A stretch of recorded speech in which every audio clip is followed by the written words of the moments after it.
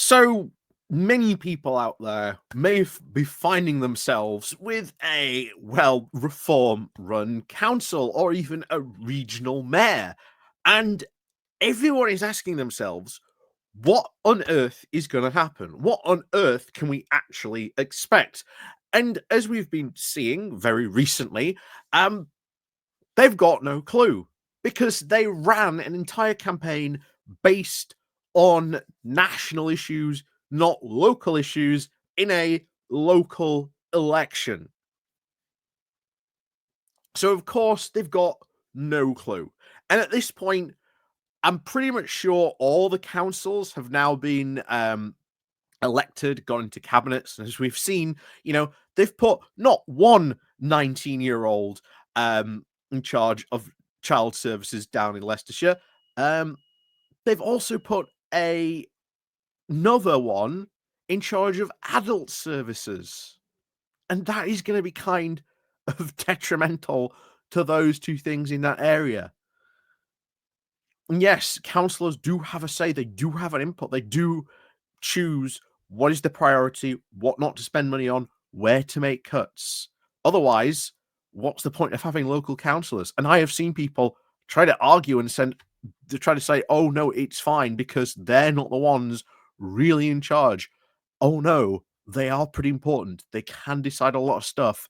And when things will go ultimately wrong, they're the ones to blame. Now, when things will start to go wrong, I don't know.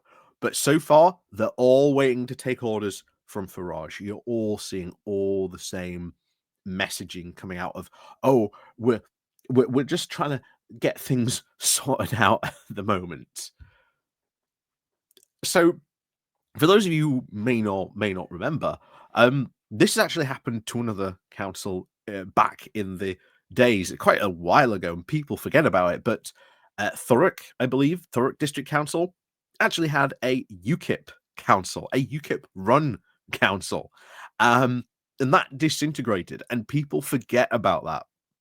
People forget that that was a thing, that happened. But no, was responsible for that, and those exact same people that are now Reform UK, they're all the same UKIP people that are now in charge. What do you think's going to happen there? What do you think's going to happen now to these other councils? Bear in mind, one of the big things they are pushing is, oh yeah, we're going to cut council tax. So how are you going to pay for all those services? They are going to be find out reality doesn't just come knocking on the door, it comes swinging in through the door like a wrecking ball. So we're going to have a look at this article because I think it's a good primer for a lot of people to what to expect really from reform run councils based on the things that people in reform have said that they would like to do on councils. So we'll have a look at this because at the moment they're not saying a lot of what they're going to do. So we're having to look back and see what has been said in the past about local councils. And good luck if you do have one. That's all I'm going to say. Good luck. So before we do go on into this, please do remember to click on the like, share, and subscribe button down below. Of course, there is the Patreon page, there's the Buy Me Coffee link, there's the YouTube thank you button, and of course, as always, there's the Pony Club down below as well. So let's crack on then into this, coming from Prospect Magazine. What to expect from reform-run councils. So, after seizing control of 10 councils this month, the Reform Party has now dramatically reshaped England's local politics. This insurgent party, which won over 677 council seats out of the roughly 1,600, has now, well as two mayoralty and combined authorities, now commands billions of pounds in public services in areas that are home to some tens of millions of people. The councils are currently under very hard right populist party's control, are among now the largest now in terms of budgets and the number of constituents that they actually serve. And Reform has very now clearly signalled that its approach will be confrontational. That will not help. If you get confrontational, you go to, quote, war with the national government or something like that. Who pays for that? That's the local taxpayers. That's that council tax. That's the budget that, you're now having to pay for social care out of. That's where that comes from. It is going to be a disaster when they start doing those things. A real disaster, but it's going to be funny to watch at the same time. So, Reform's deputy leader, Richard Trice, has now called on what he calls a war against renewable energy projects and diversity initiatives. He has also declared that he will be now writing to Lincolnshire's businesses personally about these matters. Never mind that it was, of course, formerly Tory minister Andrew Jenkins, not Tice, who was elected to the reform mayor of Greater Lincolnshire. Yeah, imagine that for a second, that their deputy leader is now writing to all these businesses in that area. If you are a business in Lincolnshire and you get a letter from Tice about this, please do post it. Please do post it. Please do make it public. I would love to see what he's sending to businesses about this. But anyway, back to this. The party have also now declared that its councils will, quote, only fly the Union Jack, St. George's flag, or county flags, banning now all shows of solidarity with war-torn Ukraine, for instance. Again, why they're going for this, I think that is a dumb idea. Dumb idea. And I think they might have actually reversed this in some areas, because I think it absolutely is necessary to show solidarity with Ukraine in this situation. But we'll see if they U-turn on that. More importantly, it continues, perhaps the party is now on a collision course with the financial reality. And that is the key thing here, the financial reality many of these councils are in. The savings, of course, likely now to materialize, say, from sacking officers responsible for diversity or inclusion, are nominal, especially in Lincolnshire County Council, for one, which has confirmed that it doesn't actually employ anyone to run DEI initiatives. But the cost now of picking fights with unions or even stalling job creation and incentive now in solar tech will now undermine the credibility of reform councillors. Some reform controlled authorities have already now no budgetary breathing space. How are they going to start all these fights when they've got no budget to do so? Are you going to rely on Tice to foot the bill, Farage to foot the bill, Reform UK to foot the bill? I don't think so. A look, of course, at just some of the financial accounts of even Durham or Lincolnshire reveals that they are already operating now at their minimum reserves threshold. I've said this before. What are the bets now that we put that Durham and Lincolnshire county councils are going to go bankrupt? Because already in those two areas, they're already saying the big thing they've put out is, oh yeah, we're going to lower council tax. If you're already operating at a minimum reserve threshold, you're taking money away from that. There's even less breathing room, even less money you can cut. Just the insanity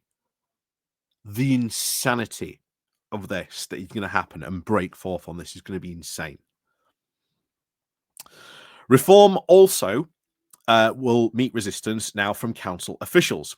If so, that resistance will not be partisan. Council officers, again, are the local equivalent of civil servants. They exist now to serve elected representatives. Some officials, however, such as the Section 151 officer, a financial guardian now who has legal powers to impose spending controls when elected councillors make financially unsound decisions, may find themselves navigating aggrieved reform representatives. And yeah, we forget that that's a thing there as well. We forget that that's a thing, that those officers are going to come out and go, yeah, that decision is completely financially unsound. What happens when they come out and they start saying, yeah, we're going to cut council tax? those officers are going to come out and say, yeah, that decision's completely unsound. You can't do that. All these reform councillors are going to go out and go, see, the woke blob trying to stop us. Anyway, back to this. Indeed, of course, in their attempt now to uphold what officers understand to be now good governance and procedural correctness, they now may inadvertently confirm reform's very simplistic view that bureaucrats and, of course, the establishment cannot get anything done, which is exactly what they are going to do. Plenty of councillors who your correspondent has now served with have articulated very similar concerns about bureaucracy. This seems now an opportune moment, or at least a moment, to note the inclusions charged with spending public money have to adhere to procedures, policies, and legislation and standards for good reason.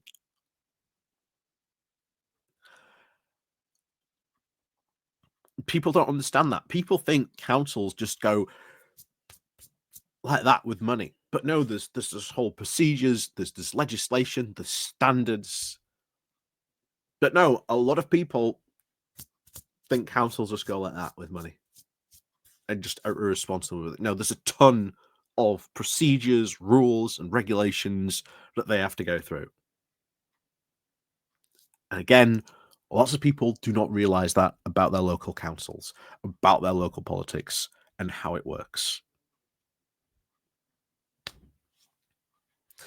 So, whether those, of course, intra-council clashes come or not, Reform, of course, does not appear to be preparing for any confrontation with Whitehall. The party has said that it will challenge government policies on asylum accommodation through local judicial review or even planning processes. This might, of course, be easier said than done. However, in the not too distant past, the High Court highlighted now the legal obligations of local authorities to house asylum seekers. Oh, you mean there's jurisprudence already to do that?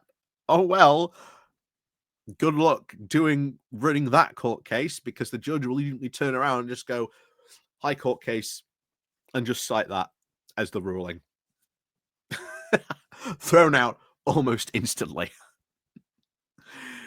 Anyway, in July of 2023, for instance, a case now was brought by children's rights organisation ECAPT UK against Kent County Council, and the court rules that the Home Office failure now to distribute unaccompanied asylum seekers' children evenly across England had now overwhelmed public services in local authorities. But the court also concluded that Kent had failed now to accommodate asylum-seeking children once they had arrived, something that the local authority is legally required to do. If council saw any victory in the court noting the Home Office failings, it was Pyrrhic. Taking central government on via the planning system would also not be cost-free either.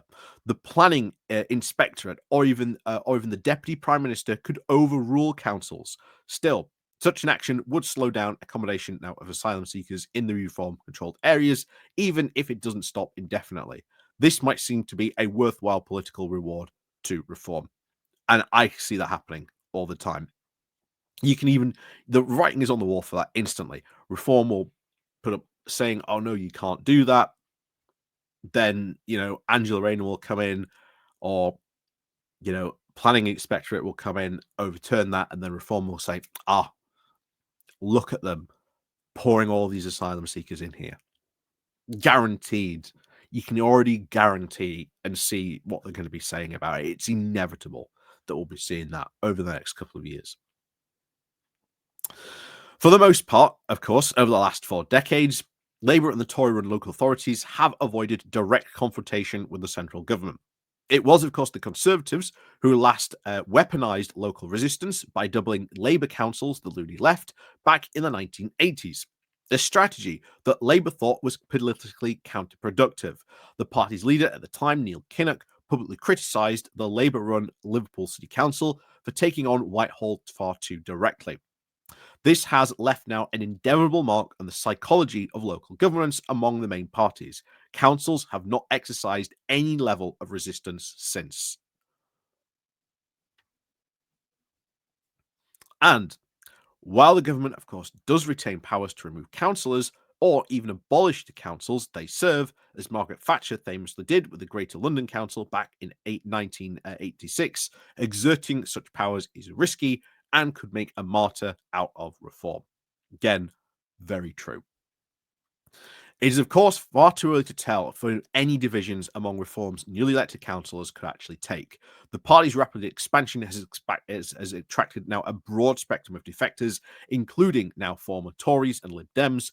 Plenty of politicians have now defected from political parties in the past, but the number of reform ranks do seem very disproportionately high.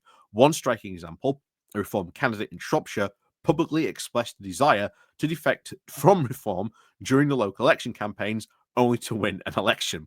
Donna Edmonds was suspended by the party within 48 hours of her victory. She has since resigned, having described reform as a cult. And of course, we covered that as well. The covert councillors, of course, refused to be drawn on whether they are one of these defectors to reform or not.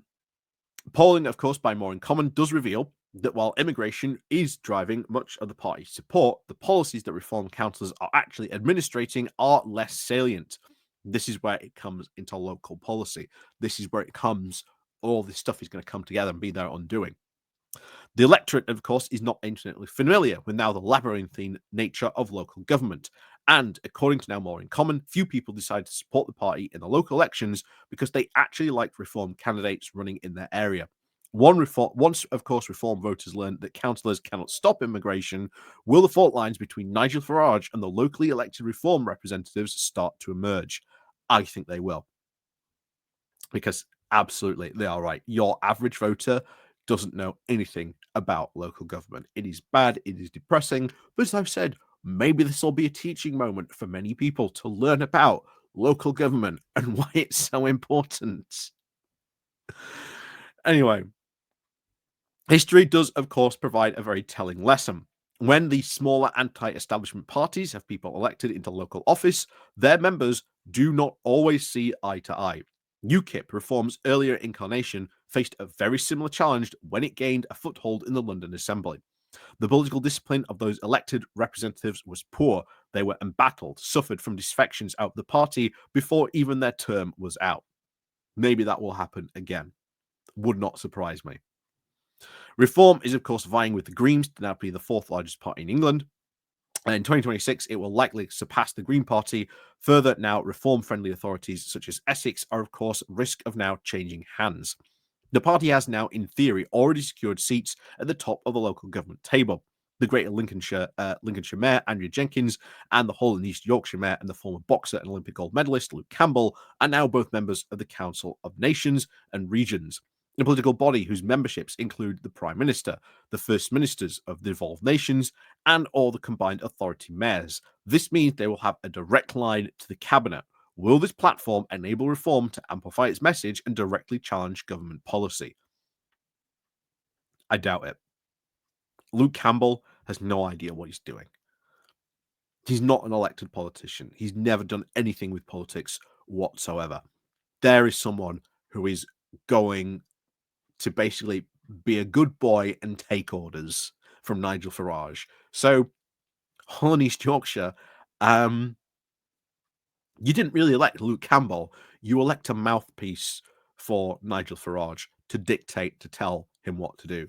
Andrew Jenkins is another interesting one because, oh boy, is she a wild card and loose cannon. Immediately on her speech, on her acceptance speech, she contradicted reform policy. You know, she's the one to watch. She's the one to watch that will probably go crazy on this. I can guarantee you that now. So after, of course, Reform's big win, much of the focus will be on whether this is, of course, a watershed moment for UK politics or just a momentary blip in the volatile system that will now soon lurch back to being a two-party contest. Such matters are now above the covert councillor's pay grade. But if reform councillors and systematically now obstruct the central government, this could be seen as a seem to be promising to do. Public trust in local governance could very well erode, and progress on devolution could stall too. And that will be the bad thing. This is what will happen. If they really damage even more trust in local government, and bear in mind, if you think trust in government is bad, trust in local government is even worse. Like, even worse. That is why the local elections have such a low turnout, because people just do not believe in local governments. And this will stall devolution even more for other areas as well. So, in Cornwall, Leicestershire, and Worcestershire, reform is, of course, likely to have to go into coalition with another party, or even a handful of other council defectors, or even try to break down between those coalitions could topple the reform administrations. These coalitions, of course, may struggle to remain united if reform insists on the path Farage and Trice have suggested. The next 12 months will now determine whether Farage's political project can actually translate into electoral success, now into better local public services. Again, they will not. While, of course, wishing the reform representatives well, the covert councillor is, of course, sceptical and, before not too long, anticipates a column or two on their failings.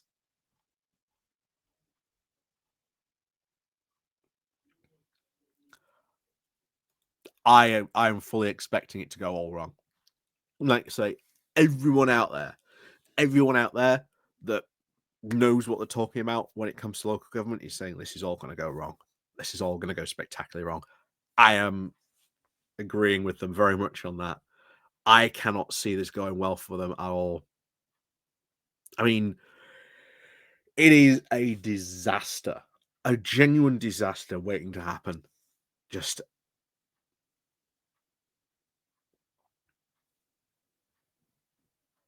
but that's just how it's going to be. Just disaster after disaster unfolding. And some of them could be quite bad. Some of them could be very, very bad indeed. But we'll wait to see what happens on that one. So, as always, thank you very much for watching. And of course, as always, we'll see you all next time.